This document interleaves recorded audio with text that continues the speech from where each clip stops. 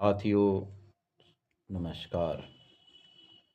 आज मैं आप सबों के समक्ष यह एक सीन लाया हूँ। इस सीन को आप देखिए। यह एक गाड़ी है, जिस गाड़ी को हम लोग सामान्य बोलचाल की भाषा में जुगाड़ कहते हैं। और आप सबों को इस गाड़ी से सामना प्रतिदिन मोतिहारी के किसी न किसी स्थान पर होता ही रहता है। इसमें कहीं कोई दुमत की बात नहीं है। आज मैं यह वीडियो इसलिए बना रहा हूँ कि हम लोगों के बीच कुछ जागरूकता, कुछ अवेयरनेस आ सके। मैंने इस गाड़ी को देखा तो इस गाड़ी में हमने यह पाया कि आज शहर में लगभग 80% जो घटनाएं हैं इस गाड़ी की वजह से हो रही है। इसलिए इस पर एक वीडियो बनाना अनिवार्य था। मैं यह वीडियो अनावश्यक किसी को समझाने, बताने, यह वीडियो मैं इसलिए बनाया क्योंकि हम सब लोग इस गाड़ी के प्रति जागरूक हो सके। इस गाड़ी को जब हम देखते हैं तो हम लोगों के हृदय में एक डर, बड़ा सा डर व्याप्त हो जाता है। यह डर कैसा? वह कि जैसे ही हम लोग इस गाड़ी को अगल बगल से होकर के गुजरते हैं तो इस गाड़ी के साथ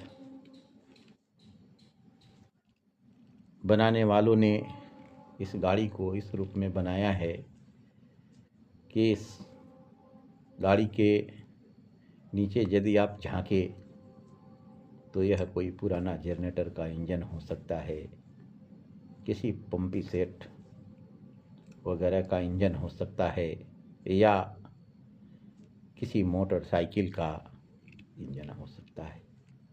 और इसके चलाने वाले जो चालक हैं वह तो और ही इसका नमूना टाइप का व्यक्ति होता है। जब इस गाड़ी के बारे में हम लोगों ने इसका परीक्षण करना शुरू किया तो उसमें यह निकल करके आया कि इसके चक्कों की बनावट, इस पर जो चालक बैठता है उसके हाथ में इसका हैंडल है और वह हैंडल बिल्कुल मोटरसाइकिल की भांति घुमाता है। इसका ब्रेक कंट्रोलिंग सिस्टम कैसा है यह भी समझना बहुत ही मुश्किल सा काम हो जाता है। जब आप इसके बनावट के बारे में जब आपने देखा, जाना, सुना और समझा तो सबों के हृदय में एक डर का वातावरण व्याप्त हो जाता है।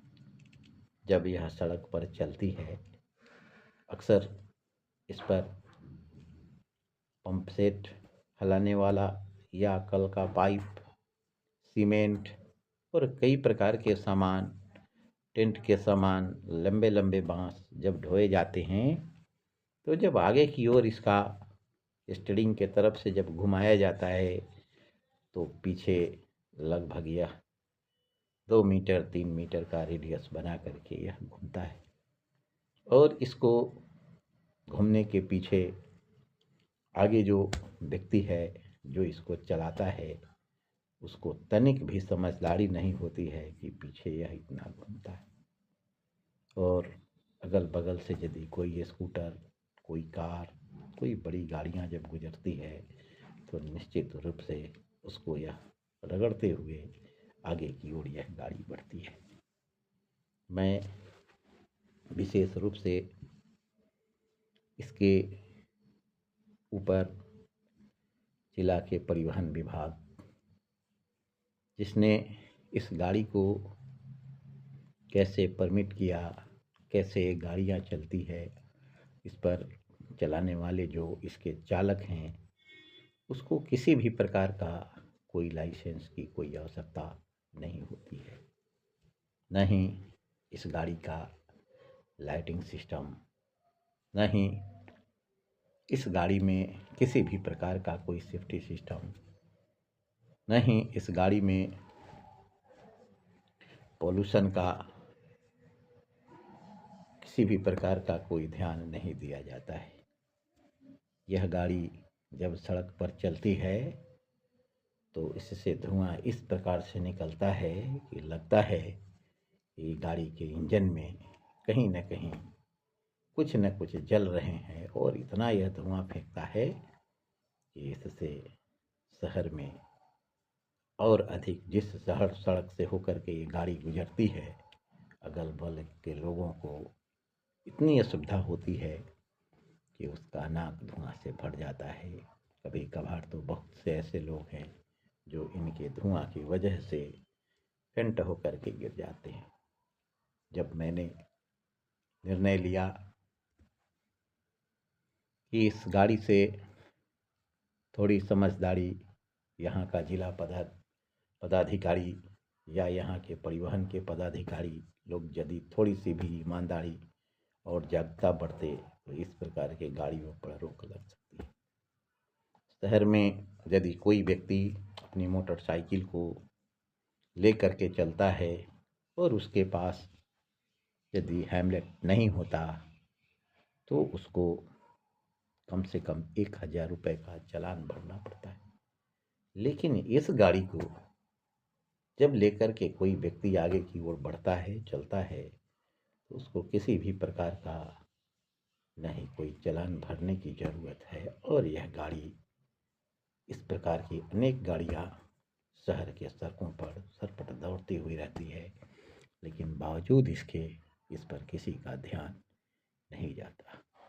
मैं चाहूँगा कि कम से कम इस बात को ध्यान में रख करके कि इस गाड़ी में जिस प्रकार की समस्याओं से